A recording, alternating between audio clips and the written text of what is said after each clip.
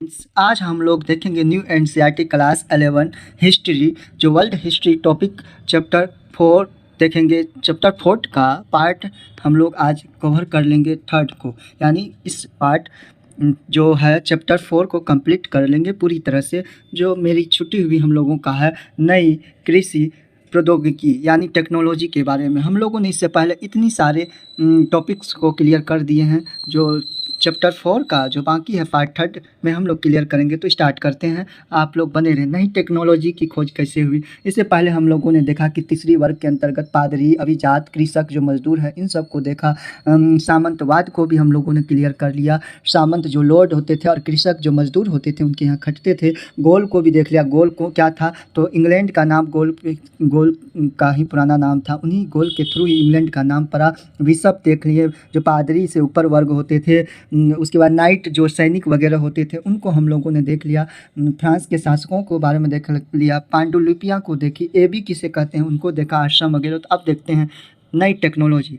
11वीं सदी तक विभिन्न टेक्नोलॉजी में बदलाव के प्रमाण मिलते हैं। मूल रूप से लकड़ी के बने हल के स्थान पर लोहे की भारी नोक, लोहे का जो है, इसके बाद टेक्नोलॉजी में प्रभाव हुआ। इससे पहले हम लोगों ने देखा कि जो हल बनता था वो लकड़ी का ही ऐसे करके ऐसे होते थे, ये लकड़ी का ही होता था, जिस कारण मिट्टी जो है ज़्यादा अंदर तक खुदाई नहीं कर पाता था। धीरे धीरे उन लोगों ने टेक्नोलॉजी में परिवर्तन किया। उसके बाद उन लोगों ने हल जो यहाँ से यहाँ तक लकड़ी का होती थी, ये जो लगता था इसमें धार, ये जो है किसका लगने लगा, लोहे का लगा दिया, जिससे जो है मिट्टी की उर्वरता बने रहने के लिए मिट्टी अधिक अंदर तक उसकी खुदाई कर सके। ठीक है। उसके बाद लोहे की भारी नोक वाले हल और सांचेदार पटरे का उपयोग होने लगा। ऐसे हल अधिक गहरा खोद सकते थे, समझ सकते हैं, डीप भी खोद सकते थे।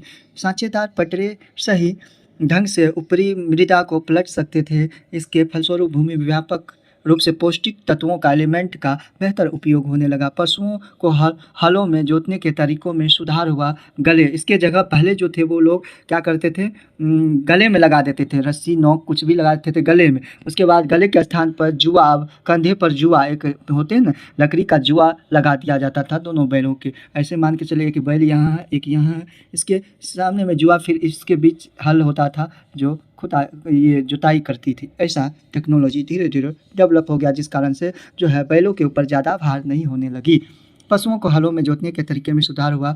ठीक है, इससे पशुओं को अधिक शक्ति मिलने लगी। घोड़े के खुरों पर अब लोहे की नाल लगाई जाने लगी। लोहे की जब खोज हुई, डेवलप हुई टेक्नोलॉजी की, तो उन लोगों ने तरह तरह की टेक्नोलॉजी का प्रयोग करने लगे। कभी घोड़े पे, कभी बैलों पे, क्या क्या, कभी खेतों में, इन तरह के टेक्नोलॉजी का उपयोग होने लगा। उनके खुर सुरक्षित हो गए। कृषि के लिए वायु और जल शक्ति का उपयोग बहुत मात्रा में होने लगे। यूरोप में अन्न को पीसने और अंगूरों को निचोड़ने के लिए अधिक जल शक्ति और वायु शक्ति से चलने वाली कारखाने स्थापित हो रहे थे। भूमि के उपयोग के तरीके में भी बदलाव आया। सबसे क्रांतिकारी था 2 खेतों वाली व्यवस्था। 3 खेतों वाली व्यवस्था में परिवर्तन।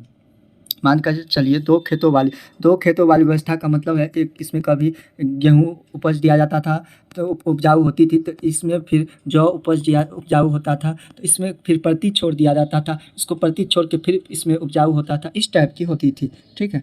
इस व्यवस्था में कृषि 3 वर्षों में 2 वर्ष अपने खेत का उपयोग कर सकता था, बशर्ते एक फसल शरद ऋतु और उसके 1.5 वर्ष पश्चात दूसरी बसंत में बोता था। देखिए 1.5 वर्ष छोड़ दिया जाता था प्रति। इसका अर्थ था कि कृषक अपनी जोतों की 3 खेतों में बांट सकते थे। वे मानव उपभोग के लिए खेत में शरद ऋतु में गेहूं या राई बो सकते थे। दूसरे में बसंत ऋतु में मनुष्यों के उपयोग के लिए मटर, सेम और मसूर, और घोड़ों के लिए जौ खाने वगैरह के लिए, और बाजरा बो सकते थे। तीसरा खेत प्रति यानी पार्ती खाली छोड़ दिया रखा जाता था। प्रत्येक वर्ष के तीनों खेतों का प्रयोग बदल कर वो लोग करते थे। देख सकते हैं कितनी टेक्नोलॉजी सुधार हुई। इन सुधारों के कारण भूमि की प्रत्येक इकाई में होने वाले उत्पादन में तेजी से बढ़ोतरी हुई, यानी डेवलप हुआ।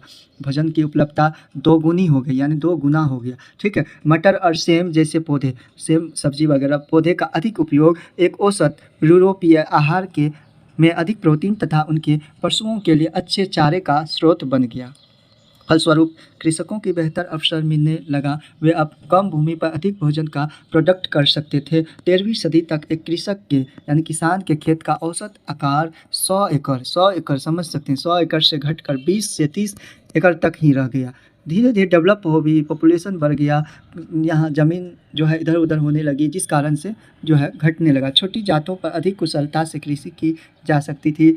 इसमें कम श्रम, कम मेहनत की आवश्यकता थी। इससे कृषकों को अन्य एक्टिविटी के लिए समय मिलता था, अन्य कामों के लिए भी समय मिलता था। इनमें से कुछ टेक्नोलॉजी बदलाव में अत्यधिक धन लगता था, क्योंकि अब देखिए टेक्नोलॉजी आ गया। टेक्नोलॉजी आ जाने से नए नए टेक्निक आने लगा, तो उसमें उसका व्यापार होने लगा तो उस चीज़ को ज़्यादा ध्यान देने से, बल देने से, करने से उसमें अत्यधिक धन, पैसे, रुपये, मनी खर्च होने लगता था। इससे कृषकों के पास चक्की और पवन चक्की स्थापित करने के लिए पर्याप्त धन नहीं था। इस मामले में पहला लॉज जो होते थे सामंत के द्वारा की गई, परंतु कृषक की अन्य क्षेत्रों में पहल करने में सक्षम रहे। जैसे कि खेती योग्य भूमि का विस्तार करने में उन्होंने फसलों के 3 चक्रीय व्यवस्था को अपनाया और गाँव में 3 चक्रीय व्यवस्था तो आप लोग जान गए होंगे।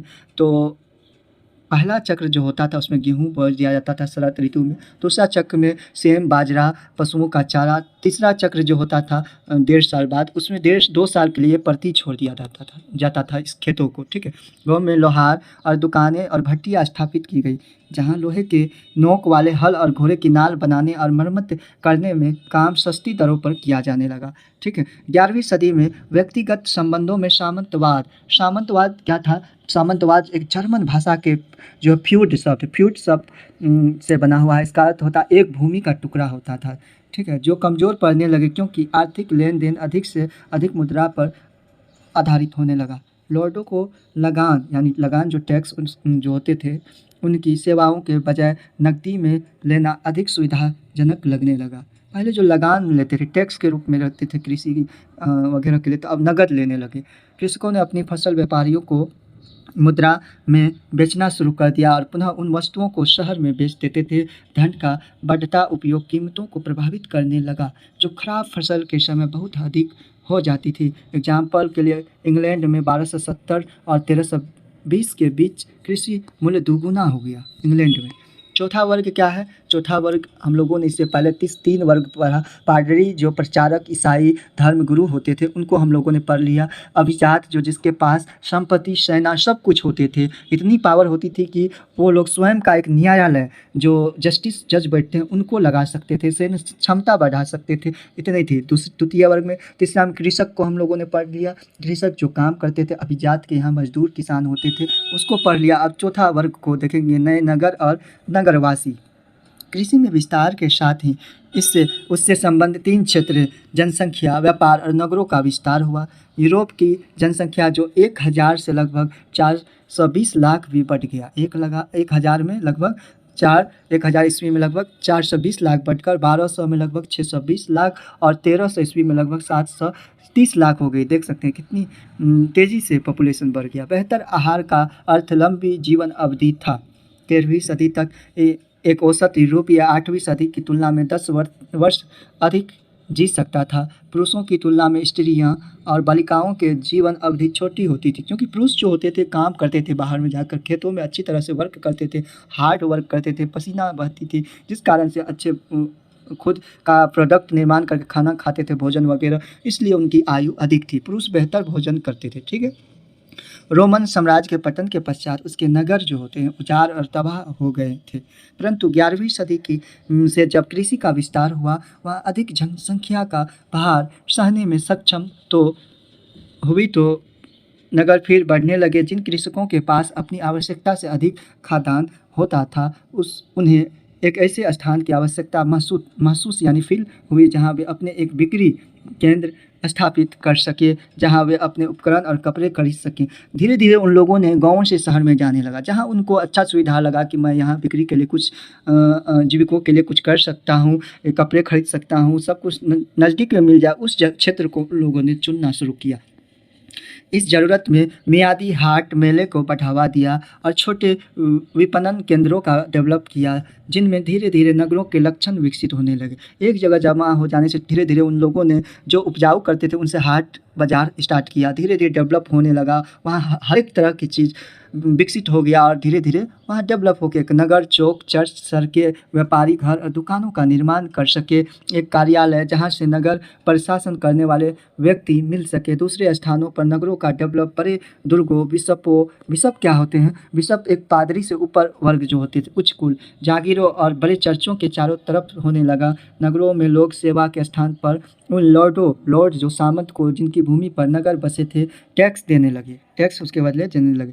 नगरों में कृषक परिवार के जवान लोगों की वैतनिक कार्य और लॉर्ड के कंट्रोल से मुक्ति की अधिक संभावनाएं प्रदान की। नगर की हवा स्वतंत्र बनाती है, नगर की जो हवा होती है वो स्वतंत्र बनाती है। एक प्रसिद्ध कहावत थी, स्वतंत्र होने की इच्छा रखने वाले अनेक कृषिदास भागकर नगरों में छिप जाते थे। अपने लॉर्ड की नज़रों से 1 वर्ष व 1 दिन तक छिपे रहने में सफल रहने वाला कृषिदास एक स्वाधीन नागरिक बन जाता था। नगरों में रहने वाले अधिकतर व्यक्ति या तो स्वतंत्र कृषक या भगोरे कृषिदास थे जो कार्य की दृष्टि से अकुशल श्रमिक थे।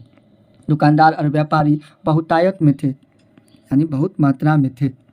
बाद में विशिष्ट कौशल वाले व्यक्तियों आगे देखते हैं हम लोग, ये देख सकते हैं आप लोग, ये नगर थी। धीरे धीरे इन लोगों ने यहाँ इकट्ठा घर बनाने लगे, छोटे छोटे हाट लगते नगर हो गया, चर्च हो गया, बहुत सारी सुविधाएं हो गई, डेंसिटी बढ़ गया, पॉपुलेशन भी बढ़ गई। रेम्स फ्रांसीसी कैथेड्रल नगर 17वीं सदी का नक्शा है।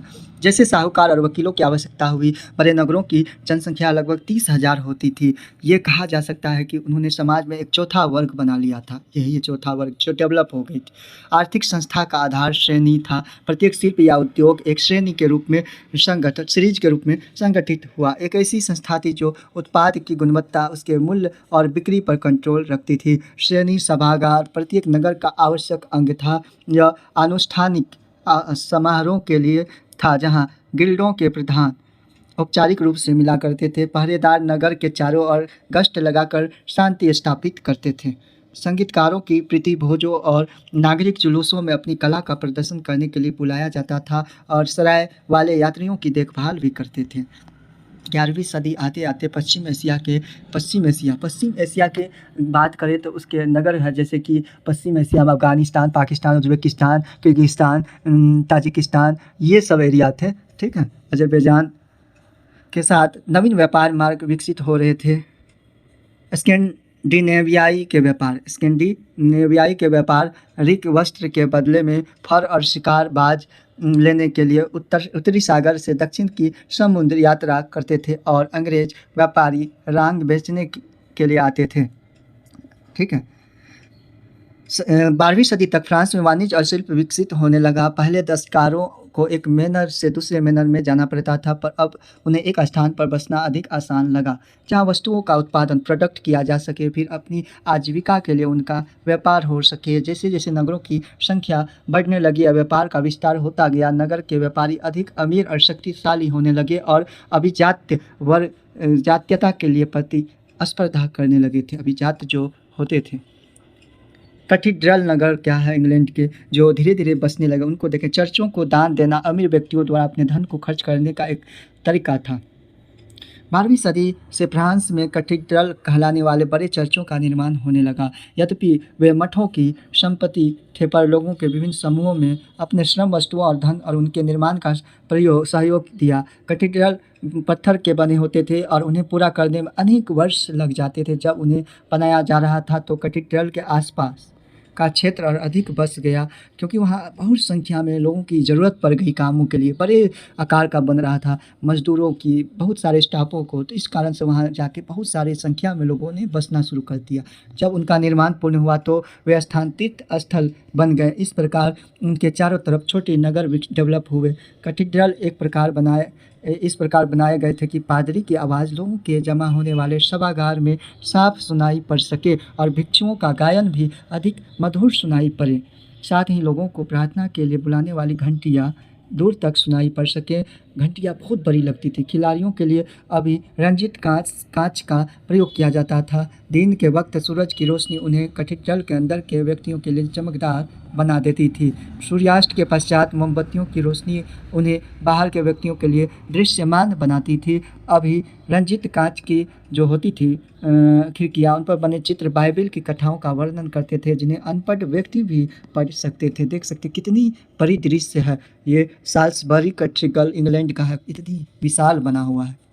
उस टाइम में काफ़ी दिनों तक लग जाता था बनने। दावत के दिनों में हमारे द्वारा अक्सर अनुभव की जाने वाली कमी, जगह की संकीर्णता, अत्यधिक यंत्रणा और शोर के कारण भाग कर स्त्रियों का पुरुषों के सिरों के ऊपर स्थित वेदिका पर चले जाना, ये सब कुछ ऐसे कारण थे। हमने पवित्र चर्च को विस्तृत एवं व्यापक बनाने का निर्णय लिया। विभिन्न क्षेत्रों से आए अनेक विशेषज्ञों के अति कुशल हाथों से तरह तरह की शानदार नई खिड़कियों की पुताई कराई गई, क्योंकि ये खिड़कियाँ अपने अद्भुत निष्पादन और बहुत महंगे रंजित और सफ़ा एयर कांच के कारण बहुत मूल्यवान भी थी, बहुत कॉस्टली थी। इसलिए उनकी रक्षा के लिए हमने एक सरकारी प्रधान शिल्पकार और स्वर्णकार की नियुक्ति की। वे अपनी तनख्वाह वेदिका में सिक्कों के रूप में और आटा अपने भाई बंधुओं के सार्वजनिक भंडार से ले सकते थे। वे उन कला वस्तुओं की देखरेख के कर्तव्यों की अपेक्षा कभी नहीं कर सकते थे। एबर्ट सुगेर 1081 से 1151 में पेरिस के निकट सेंट डेनिस में स्थित आबे के बारे में लिखा था। आबे जो एबी आश्रम वगैरह होते थे, एबी क्या होता था, एबी आश्रम। अभिरंजित कांच की खिड़की कार्टेस कैथेड्रल फ्रांस की 15वीं सदी की है। ये इससे होते थे जो मूर्ख लोग भी जिसको दृश्य को पढ़ सकते थे। 14वीं सदी का संकट क्या था? 14वीं सदी की शुरुआत तक यूरोप का आर्थिक यूरोप के अंतर्गत कौन कौन देश आता? फ्रांस हो गया, यूक्रेन, रोमानिया, इटली, बेलारूस, स्लोविया, जर्मनी, उसके बाद लताविया, लिथुआनिया, ये सब रूसिया, जितने भी आते हैं ना, फिनलैंड, ये सब आते थे। ठीक है, धीमा पड़ गया। ऐसे 3 कारकों की वजह से हुआ। उत्तरी यूरोप में 13वीं सदी के अंत तक पिछले 300 वर्षों की तेज ग्रीष्म ऋतु का स्थान तीव्र ठंडी ग्रीष्म ऋतु ले लिया। पैदावार वाले मौसम छोटे हो गए, ऊंची भूमि पर फसल उगना कठिन हो गया, तूफानों और सागरीय बाढ़ों में अनेक फार्म प्रतिष्ठानों को नष्ट कर दिया, जिसके परिणाम स्वरूप सरकार को टैक्स द्वारा अपनी आमदनी हुई। 13वीं सदी के पूर्व के अनुकूल जलवायु द्वारा प्रदान किए गए अवसरों के कारण अनेक जंगल की चरागाह, जैसे बड़े बड़े चरागाह स्टेपी वगैरह होते थे, कृषि भूमि में बदल गए। जो भी प्रति फील्ड होती थी चरागाह गाय माल के लिए, पशु पक्षी के लिए, उनको खेती में बदल दिए। परंतु गहन जुताई में फसलों के 3 क्षेत्रीय फसल चक्र के प्रचलन के बावजूद भूमि को कमजोर बना दिया। उचित भू संरक्षण के अभाव में ऐसा हुआ था, चरागाहों की कमी के कारण पशुओं की संख्या में कमी आ गई, जनसंख्या में तेजी से वृद्धि होने लगी, उपलब्ध संसाधन कम पड़ गए, जिसका तत्कालीन परिणाम था अकाल पड़ गया। 1315 से 1317 के बीच यूरोप में भयंकर काफ़ी अकाल पड़ गए। इसके पश्चात 1320 के दशक में अनगिनत पशुओं की मौतें होने लगी, देख सकते। इसके साथ साथ ऑस्ट्रेलिया और सर्बिया की चांदी की खानों के उत्पादन में कमी के कारण धातु मुद्रा में भारी कमी आई, जिससे व्यापार पूरी तरह से नष्ट या प्रभावित हुआ। इसके कारण सरकार को मुद्रा में चांदी की शुद्धता को घटाना पड़ा और उसमें सस्ती धातुओं का मिश्रण करना पड़ा। इससे भी बुरा समय अभी आना बाकी था। 12वीं एवं 13वीं सदी में जैसे जैसे वाणिज्य में विस्तार हुआ तो दूर देशों से व्यापार करने वाले पोत बड़े बड़े नाव यूरोपीय तटों पर आने लगे। पोतों या नावों के साथ चूहे आए, जो अपने साथ क्या लेकर आए, ब्यूबोनिक प्लेग जो होते थे, प्लेग जैसी महामारी का संक्रमण लाए। देख सकते हैं कैसे आया। पश्चिमी यूरोप जो प्रारंभिक सदियों में अपेक्षाकृत अधिक अलग थलग रहा, 1347 और 1350 के बीच की बात करें, महामारी से बुरी तरह प्रभावित हुआ। इसी के कारण प्लेग हो जाने से लाखों पशु पक्षियों की मौत होने लगी। आधुनिक अकाल के आधार पर यूरोप की आबादी का करीब 20% भाग इसमें काल कवलित हो गया, जबकि कुछ स्थानों पर मरने वालों की संख्या वहाँ की जनसंख्या का 40% तक थी। कितने बहादुर पुरुषों और महिलाओं ने अपनी कुटुंबियों के साथ नाश्ता कर उसी रात्रि को दूसरी दुनिया में अपने पूर्वजों के साथ रात्रि भोजन किया होगा। लोगों की हालात दयनीय थी जिससे देखा नहीं जा सकता था। वे हज़ारों की संख्या में प्रतिदिन बीमार होते थे। उस टाइम में उतना टेक्नोलॉजी नहीं थी, डॉक्टर नहीं थे, वेदों के थ्रू, जड़ी बूटियों के थ्रू इलाज किया जाता था, समझ सकते हैं। और बिना किसी मदद के मर जाते थे, अनेक खुली गलियों में मरते थे और बाकी अपने घरों में मरते थे। इसका पता उनके सरे शरीर की बदबू से चलता था। चूँकि पवित्र कब्रिस्तान इतनी अधिक संख्या में शरीरों को दबाने के लिए पर्याप्त नहीं थे, अतः उनको सैकड़ों की संख्या में बड़ी-बड़ी खंडकों में डाल दिया जाता था। बड़े-बड़े गड्ढे खोद के उसमें डाल के ढक दिया जाता था सभी को। जैसे कि पोत में सामान को भरा जाता और उस पर थोड़ी-सी मिट्टी डाल दी जाती थी, जिससे वह बदबू देने लगते थे। व्यापार केंद्र होने के कारण नगर सबसे अधिक प्रभावित हुए। बंद समुदायों में जैसे मठों और आश्रमों में जब एक व्यक्ति प्लेग की चपेट में आ जाता था, तो सबको इससे बीमार होने में देर नहीं लगती थी। ठीक है? लगभग प्रत्येक मामले में कोई भी नहीं बचता था। प्लेग शिशुओं, युवाओं और बुजुर्गों को सबसे अधिक प्रभावित इफ़ेक्ट करता था। इस प्लेग के पश्चात 1360 और 1370 में प्लेग की अपेक्षाकृत छोटी घटनाएँ हुई। यूरोप की जनसंख्या 1300 ईस्वी में लगभग 730 लाख से घटकर 1400 ईस्वी में 450 लाख ही रह गई। समझ सकते हैं कितनी भारी संख्याओं में क्षति हुई, कितनी भारी संख्या में मौतें हुई। इस विनाश लीला के साथ आर्थिक मंदी के जुड़े व्यापारी सामाजिक विस्थापन हुआ। जनसंख्या में ह्रास के कारण मजदूरों की संख्या में अत्यधिक कमी आई। कृषि और उत्पादन के बीच गंभीर असंतुलन उत्पन्न हो गया, क्योंकि इस टाइम में सभी लोग जो कृषि छोड़ के नगरों में बसने लगे, टेक्नोलॉजी हो गई थी, सब जो है आसान की ज़िंदगी जी रहे थे। तब समझ सकते हैं, क्योंकि इन दोनों ही कामों में पर्याप्त संख्या में लग सकने वाले लोगों में भारी कमी आ गई थी। खरीदारों की कमी के कारण कृषि उत्पादकों के मूल्यों में कमी आ गई। प्लेग के बाद इंग्लैंड में मजदूर, विशेषकर कृषि मजदूरों की भारी मांग के कारण मजदूरी की दरों में 250% तक की वृद्धि हो गई। बचा हुआ श्रमिक बल अब अपनी पुरानी दरों में से दुगुनी की मांग कर सकता था। समझ सकते हैं, मौका थे उनको कि दुगुनी मांग करने का। इस तरह लॉर्डों सामंत जो होते थे, आमदनी बुरी तरह प्रभावित हुई। मजदूरी की दरें बढ़ने तथा कृषि संबंधी मूल्यों की गिरावट में अभिजात वर्ग की आमदनी को घटा दिया, जो अभिजात परे लोग होते थे। निराशा में उन्होंने उन धन संबंधी अनुबंधों को तोड़ दिया जिससे उन्होंने हाल ही में अपनाया था। उन्होंने पुरानी मजदूरी सेवाओं को फिर से प्रचलित कर दिया। इसका कृषकों, विशेषकर पढ़े लिखे और समृद्ध कृषकों जो होते थे, किसान मजदूर द्वारा हिंसक विरोध किया गया। उन लोगों को समझ में आ गया था टेक्नोलॉजी। उस टाइम में वो लोग काफ़ी डेवलप हो गई थी। 1323 में कृषकों ने फ्लैंडर्स में, 1358 में फ्रांस और 1381 में इंग्लैंड में बहुत संख्या में विद्रोह किए। यद्यपि इन विद्रोह का क्रूरतापूर्वक दमन कर दिया गया, और महत्वपूर्ण तथ्य यह है कि ये विद्रोह सर्वाधिक हिंसक तरीके से उन स्थानों पर हुआ जहाँ आर्थिक विस्तार के कारण समृद्धि हुई थी। यह इस बात का संकेत था कि कृषि पिछली सर्दियों में हुए लाभों को बचाने का प्रयास कर रहे थे। तीव्र दमन के बावजूद कृषक जो होते थे, किसान विद्रोहों की तीव्रता में यह सुनिश्चित कर दिया कि पुराने सामंती लॉर्ड जो होते थे, रिश्तों को पुनः लौटा नहीं जा सकता। धन अर्थव्यवस्था, मनी इकोनॉमी काफ़ी अधिक विकसित थी, जिसे पलटा नहीं जा सकता था। इसलिए यद्यपि लॉर्ड विद्रोह का दमन करने में सफल रहे, परंतु कृषकों ने यह सुनिश्चित कर लिया कि दासता के पुराने दिन फिर नहीं लौटेंगे। 11वीं से 14वीं शताब्दी की बात है। उसमें देखें 1066 में नॉर्मन लोगों ने एंग्लो सैक्सनी लोगों को हराकर इंग्लैंड पर विजय प्राप्त किया। 1100 ईस्वी के पश्चात फ्रांस में कैथेड्रलों का निर्माण, चर्चों का बड़ी संख्या में। 1315 से 17 के बीच यूरोप में महान अकाल हो गया। 1347 से 1350 के बीच ब्यूबोनिक प्लेग आ गई, जो हम लोगों ने देखा कि बड़े बड़े समुद्र मार्गों के थ्रू दूसरे देशों से जो है चूहे आने लगे नाव पे, बड़े बड़े बोट पे, और वो प्लेग फैलाता गया। 1338 से 1461 में इंग्लैंड और फ्रांस के मध्य 100 वर्षीय युद्ध हुआ। ठीक है, इंपॉर्टेंट है, ये याद रखेंगे। 1381 में कृषकों का एक तरह से विद्रोह हुआ। राजनीति परिवर्तन कैसे हुई, क्या थी, देखते हैं।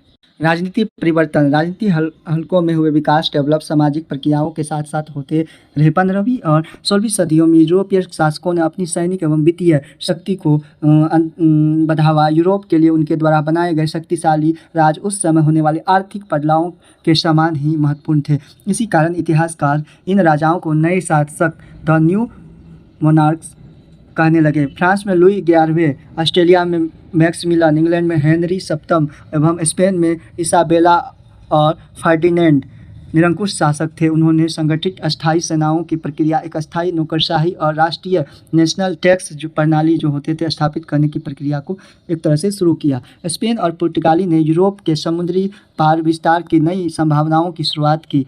ठीक है। 12वीं और 13वीं सदी में होने वाली सामाजिक परिवर्तन इन राजतंत्रों की सफलता का सर्वाधिक महत्वपूर्ण कारण था। जागीरदारी, ठीक है, और सामंतशाही वाली सामंत प्रथा के विलय और आर्थिक विकास की धीमी गति में उन शासकों के प्रभावशाली और सामान्य जनों पर अपने कंट्रोल को बढ़ाने का पहला मौका दिया। शासकों ने सामंतों से अपनी सेना के लिए टैक्स लेना बंद कर दिया और उसके स्थान पर बंदूकों और बड़ी तोपों से सुसज्जित प्रशिक्षित सेना बनाई जो पूर्ण रूप से उनके अधीन थी। अभिजात वर्ग का विरोध राजाओं की जो है गोली के शक्ति प्रदर्शन के समक्ष टुकड़े टुकड़े हो गए। ये देख सकते हैं राजनीति का जो परिवर्तन किस तरह से आप लोग। नए शासक जो थे उनको देखेंगे। 1461 से 1559 में फ्रांस में नए शासक आए। 1474 से 1556 में स्पेन में भी नए शासक आए और 1485 से 1547 में इंग्लैंड में एक नए शासक आए। टैक्स को बढ़ाने से शासकों को पर्याप्त राजस्व प्राप्त हुआ जिससे वे बड़े से बड़ी सेनाएं रख सकते थे। इस तरह उन्होंने अपनी सीमाओं की रक्षा और विस्तार किया, राजसत्ता के प्रति होने वाले आंतरिक प्रतिरोधों को दबाया। किंतु इसका मतलब यह नहीं था कि केंद्रीकरण जो होते थे उनका अभिजात वर्ग जो होते थे बड़े जिसके पास धन संपत्ति सेना होते थे विरोधी नहीं किया। राजसत्ता के विरुद्ध हुए विरोधों का एक समान मुद्दा कराधान था। इंग्लैंड में विद्रोह हुए जिनका 1497, 1536, 1547, 1549 और 1533 में दमन कर दिया इसको इंग्लैंड। फ्रांस में लुई 11वां 1461 से 1483 में ड्यूक लोगों की राजकुमारों के विरुद्ध एक लंबा संघर्ष करना पड़ा। अवर कोटि के अभिजातों जो होते थे बड़े अधिकतर स्थानीय सभाओं के सदस्यों ने भी अपनी शक्ति के जबरदस्ती हड़पे का विरोध किया। 16वीं सदी में फ्रांस में होने वाले धर्म युद्ध हद तक शाही सुविधाओं और क्षेत्रीय स्वतंत्रता के बीच संघर्ष थे। अभिजात वर्ग बड़े लोगों जो होते थे अभिजात जिसके पास संपत्ति वगैरह सेना होते थे उनको अपने अस्तित्व को बचाए रखने के लिए चतुरतापूर्ण परिवर्तन किया। नई शासन व्यवस्था के विरोध रहने के स्थान पर उन्होंने जल्दी ही अपने को राजभक्तों में बदल लिया। इसी कारण से शाही निरंकुशता को सामंतवाद का परिष्कृत रूप माना जाता है। वास्तव में लॉर्ड जो होते थे सामंत बड़े जैसे व्यक्ति सामंती प्रथा में शासक थे। राजनीतिक परिदृश्य पर अभी भी छाए रहे। उन्होंने प्रशासनिक सेवाओं और अस्थायी स्थान दिए परंतु नई शासन व्यवस्था कई महत्वपूर्ण तरीकों में अलग थी। शासक अब पिरामिड के शिखर बड़े पिरामिड के शिखर नहीं था जहाँ राजभक्ति विश्वास और आपसी निर्भरता पर टिकी थी। वह व्यापक दरबारी समाज और आश्रयदाता अनुयायी तंत्र का केंद्र बिंदु था। सभी राजतंत्र चाहे वे कितने भी कमजोर या शक्तिशाली हो उन व्यक्तियों का सहयोग चाहते थे जिनके पास सत्ता हो। धन इस प्रकार के सहयोग को सुनिश्चित करने का साधन बन गया। देख सकते हैं नेमुर का दुर्ग 15वीं सदी का कितनी लंबी है, बड़ी है, विशाल भूमि में है। देख सकते हैं समर्थन धन के माध्यम से दिया या प्राप्त किया जा सकता था। इसलिए धन और गैर अभिजात जो बड़े जिसके पास संपत्ति होते थे उनसे नीचे गैर अपोजिट वाले वर्गों जैसे व्यापारियों और साहूकारों के लिए दरबार में प्रवेश करने का एक महत्वपूर्ण माध्यम बन गया। वे राजाओं को धन उधार देते थे जो इसका उपयोग सैनिकों को वेतन देने के लिए करते थे। शासकों ने इस प्रकार राज व्यवस्था में गैर सामंती तत्वों के लिए स्थान बना दिया। फ्रांस और इंग्लैंड के बाद का इतिहास इन शक्तियों संरचनाओं में हो रहे परिवर्तनों से बनना था।